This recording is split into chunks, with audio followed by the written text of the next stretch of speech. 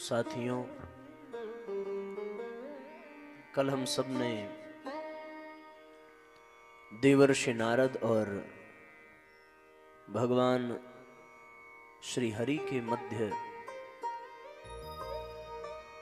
संवाद के विषय में जाना। भगवान नारायण ने देवर्षि नारद को प्रज्ञा सत्र के विषय में बताया। उत्तराखंड धरा अति पावन, हिमगिरी आंगन अति मन भावन। वहां पर एक बार प्रज्ञा सत्र का आयोजन हुआ। व्यास आसन पिपलाद विराजे, श्रोता बन सब ऋषिगण साजे। व्यास गादी पर महाप्राज्ञ पिपलाद विराजमान हुए हैं और उनकी अध्यक्षता में 5 दिवसीय सत्र ऋषि मुनियों ने संपन्न किया।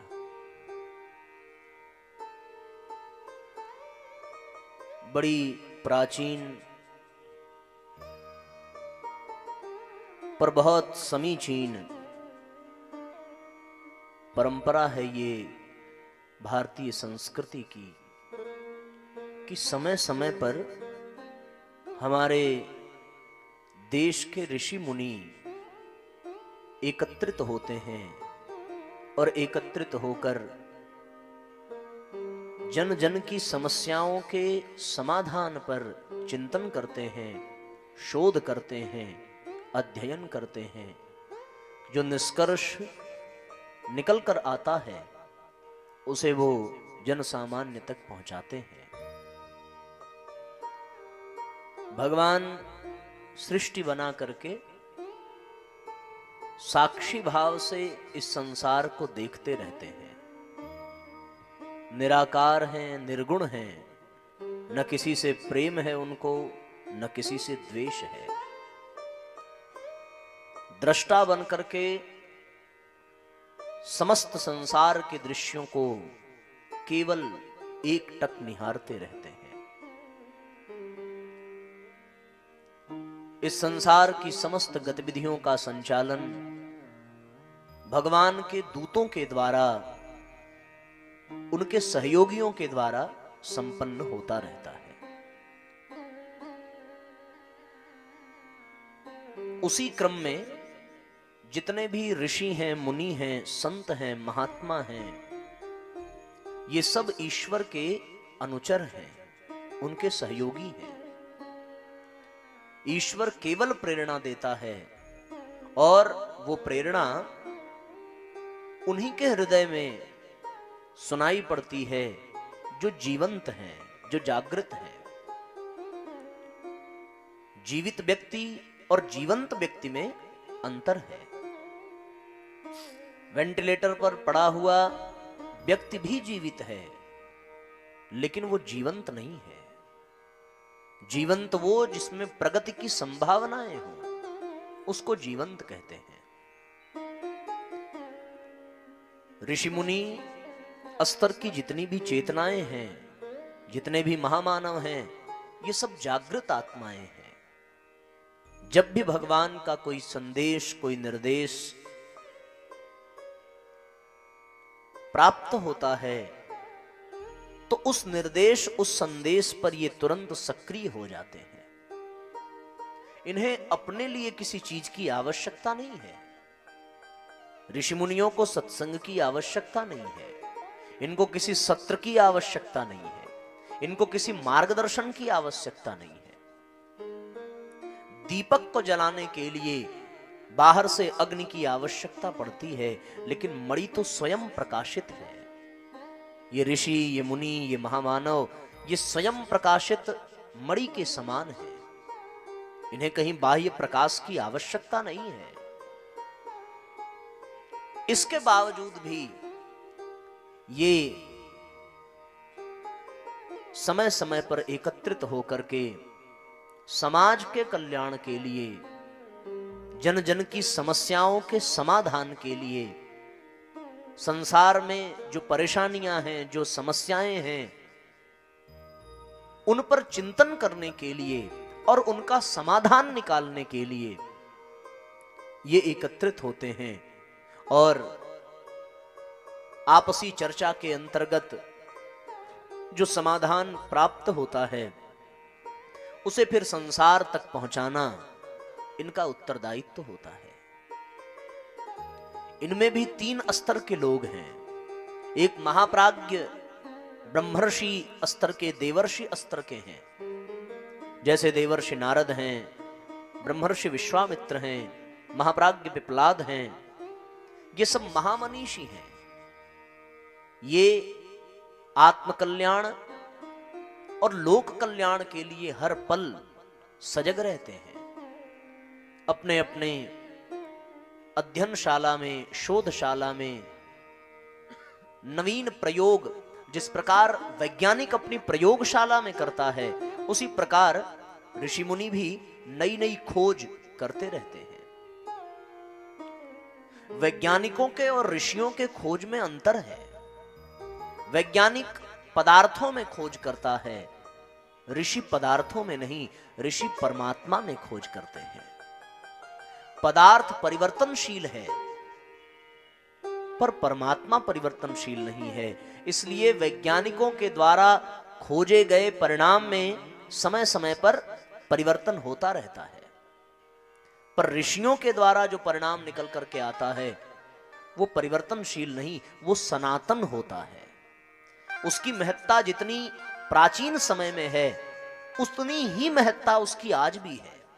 यदि संस्कार परंपरा ऋषियों ने प्रारंभ की तो आज से 1000 वर्ष पहले संस्कार परंपरा जितनी महत्वपूर्ण थी उतनी ही महत्वपूर्ण आज भी है। उसमें कोई परिवर्तन नहीं हुआ। समय बदल गया, दुनिया बदल गई, समाज बदल गया, चिंतन बदल गया, पर ऋषियों की शोध में कोई परिवर्तन नहीं हुआ। वैज्ञानिक जो आज खोजता है, कुछ दिन के बाद वो खुद उसको गलत ठहराकर उससे भी अच्छी चीज खोजता है। हम लोगों के ही सामने बहुत सारे उपकरण वैज्ञानिकों ने खोजे, बहुत से विलुप्त हो गए और बहुत से नए नए पदार्थ आ गए। बहुत समय पहले बजाज की स्कूटर चलती थी, अब मोटरसाइकिल आ गई। परिवर्तन हुआ, उससे भी ज्यादा अपडेटेड चीजें आ रही हैं। इसका मतलब वैज्ञानिकों की शोध में, उनके परिणाम में परिवर्तन हो रहा है। पर ऋषियों ने संस्कार परंपरा को प्रारंभ किया, उसमें कभी कोई परिवर्तन नहीं हुआ। ऋषियों ने यज्ञीय परंपरा का शुभारंभ किया। यज्ञ जितना कल्याणकारी आज से 1000-2000 वर्ष पूर्व रहा होगा, उतने ही कल्याणकारी यज्ञ भगवान आज भी हैं। उसमें कोई परिवर्तन नहीं है। योग आज से हजारों वर्ष पहले ऋषियों ने प्रदान किया। योग जितना महत्वपूर्ण उस समय था उतना ही महत्वपूर्ण आज भी है।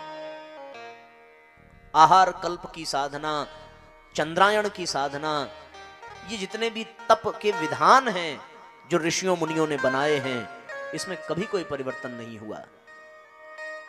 उसका एक ही कारण है कि ऋषि परमात्मा में शोध करता है, चेतना में शोध करता है, जड़ पदार्थों में नहीं करता। वैज्ञानिक जो खोज करते हैं उससे नुकसान भी हो सकता है, होता है कि नहीं होता, लेकिन ऋषियों के द्वारा यदि शोध होता है तो उसमें कभी नुकसान नहीं होता। उसमें केवल और केवल लाभ ही लाभ है। वैज्ञानिक जो खोजते हैं वो सबके लिए उपयोगी नहीं है, पर ऋषि जो खोजते हैं वो सबके लिए उपयोगी है। वैज्ञानिकों ने अगर फ्रिज बना दिया तो अब फ्रिज तो भैया वही ले पाएगा जिसके पास पैसा होगा, बहुत गरीब व्यक्ति नहीं ले सकता। पर ऋषियों ने यदि योग प्रदान किया तो योग अमीर भी कर सकता है और योग गरीब भी कर सकता है। ये ऋषियों की शोध है। इसलिए समय समय पर इस प्रकार की शोध के लिए, इस प्रकार के कार्यक्रमों के लिए वो ऋषि महर्षि एकत्रित होते हैं और एकत्रित होकर के आपस में जन जन में व्याप्त समस्याओं को चिंतन करके उसका समाधान निकालते हैं। प्रज्ञा पुराण में हमारे जीवन की समस्याओं का शाश्वत समाधान है। शाश्वत समाधान का तात्पर्य, सनातन समाधान का तात्पर्य जिस समाधान में कभी कोई परिवर्तन नहीं हो सकता और न कभी उससे हानि होगी, वो लाभदायक ही होगा यदि अक्षरशः अपने जीवन में धारण किया जाए।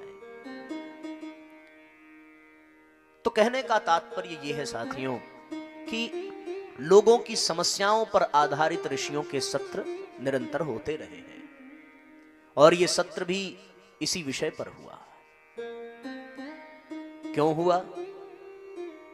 केवल इसलिए हुआ क्योंकि ऋषियों के मन में एक चिंता हुई, वही चिंता कि आज लोगों का शरीर रोगग्रसित होता जा रहा है, आज लोगों का मन अस्वच्छ होता जा रहा है, आज हमारा समाज असभ्य होता जा रहा है।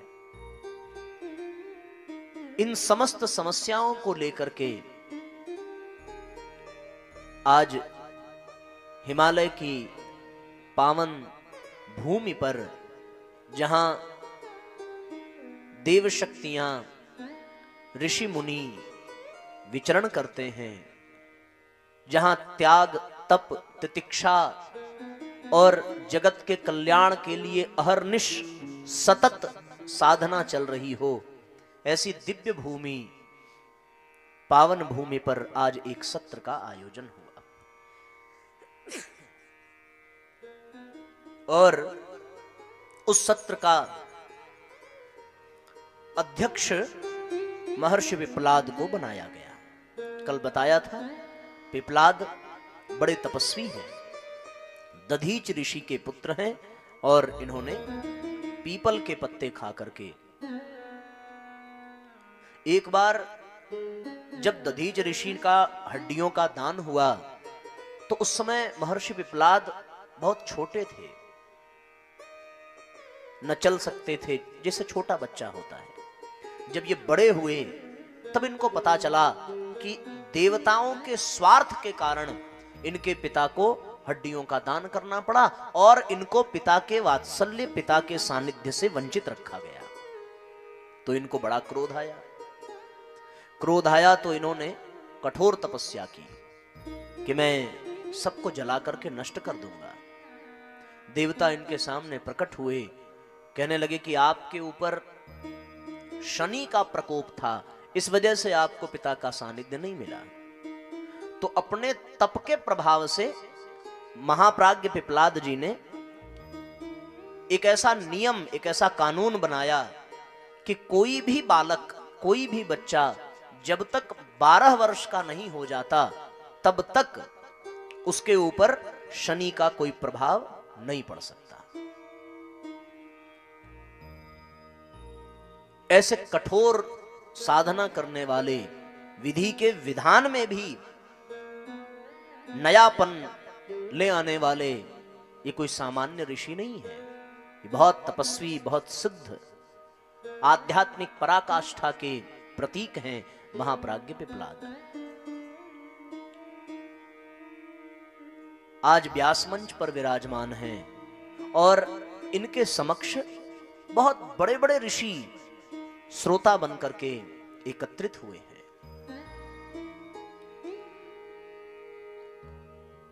अष्टावक्र, श्वेत केतु, ऐत्रेय ऋषि, दुर्वासा ऋषि, ये सब बड़ी महान महान हस्तियां उस क्षेत्र में विचरण करती हुई आई हैं। और सत्र के प्रारंभ में ही सबसे पहले अष्टावक्र जी ने प्रश्न किया है। अष्टावक्र ब्रह्मज्ञानी है।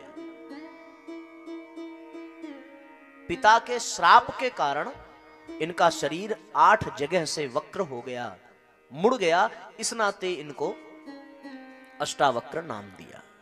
इनके पिता कहोड़ ऋषि थे जो वेदों को पढ़ा रहे थे। पढ़ाते पढ़ाते उनसे कुछ त्रुटि हुई।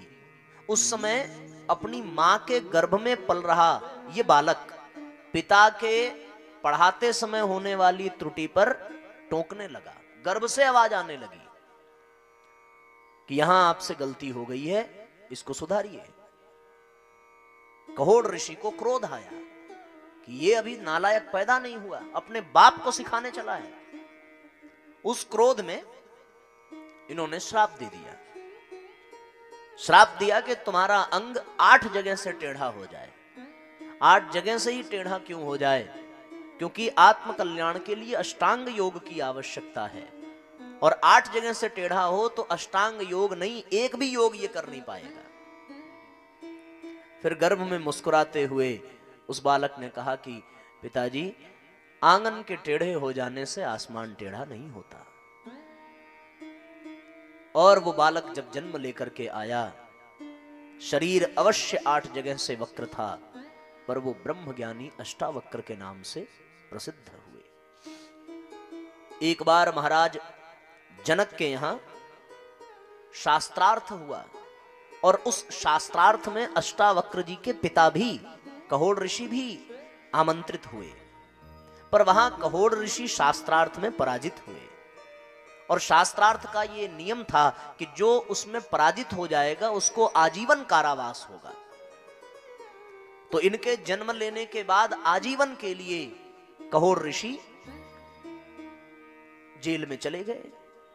ये बात जब अष्टावक्र जी को पता चली तो अष्टावक्र जी महाराज जनक के यहां जनकपुर गए, और उन्होंने शास्त्रार्थ के लिए आवाहन किया कि जिन्होंने मेरे पिता को शास्त्रार्थ में पराजित किया है, मैं उनको पराजित करके अपने पिता को मुक्त कराना चाहता हूं। इनके जाते ही जनक की सभा में सब लोग इनका परिहास करने लगे। इनके चाल को देखकर, जो टेढ़ा व्यक्ति होगा कैसे हमारी तरह चलेगा, बेचारा ऐसे तैसे, जैसे संभाल संभाल करके सीढ़ियों पर संभाल के चलेगा, स्लोप पे वहां उतरते समय हम भी बहुत संभाल संभाल के चलते हैं। हमारा तो 1-2 जगह से टेढ़ा होगा, उनका 8 जगह से, तो वो और विचित्र तरीके से उनकी चाल रही होगी। इसको देख करके परिहास किया लोगों ने। तो इस परिहास को देख करके अष्टावक्र मुड़े और वापस जाने लगे। महाराज जनक ने पूछा कि आप वापस क्यों जा रहे हैं? उन्होंने कहा कि हमने समझा था कि यहां विद्वान लोग बैठते होंगे, पर यहां तो मूर्ख बैठते हैं। पूछा जनक जी ने कि आप ऐसा कैसे कह सकते हैं हमारी सभा के बारे में? बोले, जो चमड़ी के आकार को देख करके हंसने लगे और भीतर की चेतना को न पहचान सके, वहां की सभा में मूर्ख ही कहे जाएंगे, विद्वान तो हो नहीं सकते। तब महाराज जनक को यह लगा कि ये कोई बड़े ही विद्वान व्यक्ति हैं, और फिर उसके बाद शास्त्रार्थ हुआ है। उस शास्त्रार्थ में पिछले कई प्रज्ञा पुराण की कथाओं में शास्त्रार्थ के कुछ चर्चाएं, कुछ अंश पर भी चिंतन किया है, पर सब आज बताना संभव नहीं है, नहीं तो फिर हम लोग का विषय छूट जाएगा। तो शास्त्रार्थ में उन्होंने पराजित किया है महाराज जनक की सभा के विद्वानों को, और उसके बाद अपने पिता को कारागृह से मुक्त कराया है। ऐसे प्रकांड विद्वान, ऐसे ब्रह्म विद्या के मर्मज्ञ, ऐसे ब्रह्म ज्ञानी अष्टावक्र जी आज अपनी जिज्ञासा रखते हैं उस सत्र में, किसके समक्ष? महाप्राज्ञ पिप्लाद के। तो ये कथा 3 जगह चल रही है, क्योंकि इसी सत्र में संपन्न बातों को भगवान श्रीहरि, भगवान नारायण देवर्षि नारद को बता रहे हैं। नंबर 1, यही चर्चा उत्तराखंड की धरती पर महर्षि पिप्लाद और अष्टावक्र जी के मध्य में हो रही है। नंबर 2, और यही कथा जांजगीर में गायत्री शक्तिपीठ में हमारे और आपके बीच में हो रही है। 3-3 जगह एक साथ ये प्रवाह चल रहा है।